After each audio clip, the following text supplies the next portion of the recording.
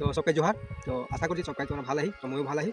তো আজি ভিডিওটা হলো, তো আজি মোর উপস্থিত আহি বাগানে, তো আসাম দেশে চায় বাগানে গছের তলে সোনার পারে।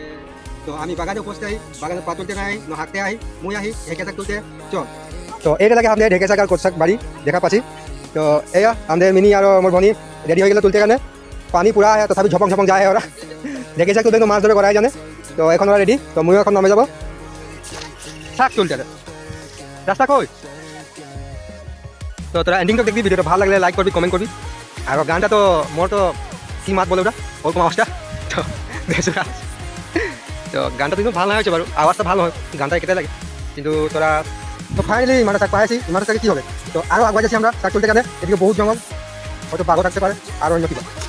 তো ওইটা কারণে আমরা আগুয়াই যাচ্ছি বেলে একটা জঙ্গল, ওই জঙ্গলে শাক তুলবো। রাস্তা কই? ও মুখ বেলে রাস্তা চলে যাই, এদিকে জঙ্গল, বাগানের মাঝে জঙ্গল।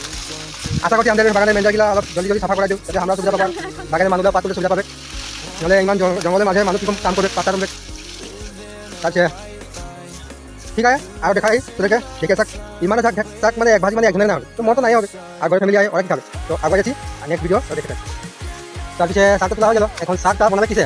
ঘরে গ্যাস নাকি কম পায়। তো ওরা দুজন খড়ি জোগাড় করে আয়, তো উনি খড়ি বানালো খড়ি, আর একজন হয়ে যা খড়ি জোগাড় করে আয় ঢেকে শাক বানাতে কানে। তো শাক তোলা হয়ে গেল, শাক মানটা কথা দেখাই আহি। এই দুই মানে শাক পালি দেখে থাক। তো আজকের ভিডিও মানটা যদি ভালো লাগলো লাইক শেয়ার করবি, আর নতুন নতুন ফ্রেন্ড লাগে বলছি তোরা ভিডিও করে দিবি। Thank you.